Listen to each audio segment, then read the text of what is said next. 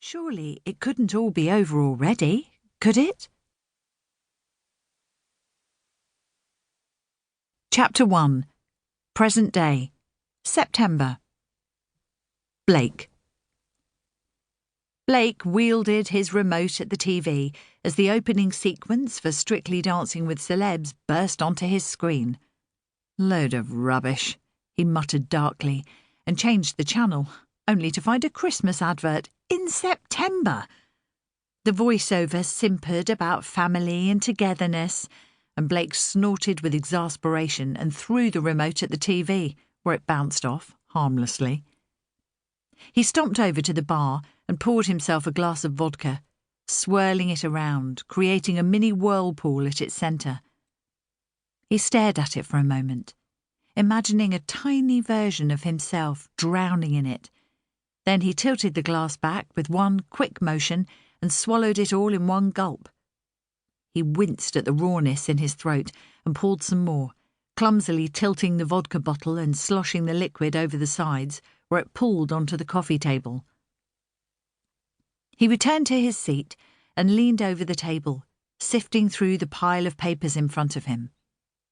He took a sheet and picked it up, holding it delicately by the edges, then set his lighter to it. The flame trembled in unison with the shakiness of his hand until he finally managed to make the lighter meet the paper where the flame licked at it hungrily, the edges of the page furling away from the heat.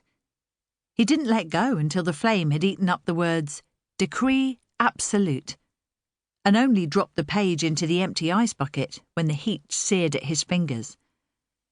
He picked up the next page and did the same, and then again, filling the bucket with smoking ashes. He poured himself another drink and threw it down his throat, the vodka running down his chin.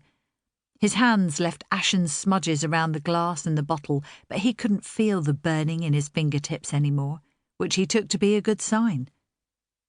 He tilted the bottle of vodka once more, but it was already empty. He glared at it, raised his arm and threw it across the room. It landed with a thud on the sofa. He clenched his fists, feeling a surge of fury at the empty bottle and the empty promises it contained. He wrapped his fingers around his glass and threw it as hard as he could against the wall, feeling a jolt of pleasure as it cracked and spattered glass fragments everywhere.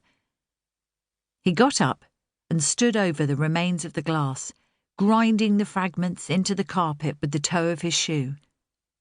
In a pristine hotel room filled with luxurious soft furnishings, the shattered glass was the one thing that seemed to suit him.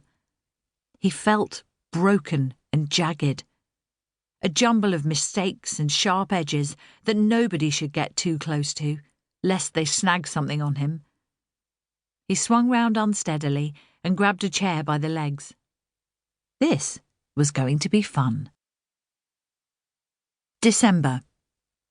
Emily. Emily, the sandwiches have run out. Emily, do you have food bank vouchers? Emily whipped round as several voices called her name at once. The community centre was bustling with people, and she tried not to bump into anyone or spill her coffee as she hurried from one thing to the next. She grabbed her food bank voucher booklet from her pocket, pointed Fernando in the direction of the extra sandwiches, took a sip of lukewarm coffee, and kept smiling even though her head was spinning with other people's demands. As she scurried and hopped from one person to another, she felt like she was doing a quick step, dancing to the beat of everyone else's needs but her own. Despite the freezing wind that blew in regularly from the entrance, she was sticky with sweat, both from the busyness of the day and the body heat of all the people crowding in. One of the other local drop-in centres was closed for staff training, so Emily's centre had an extra influx of people that morning. At least the other centre had the courtesy to let me know, thought Emily gratefully, thankful for the extra portions of porridge that Fernando had cooked up in preparation.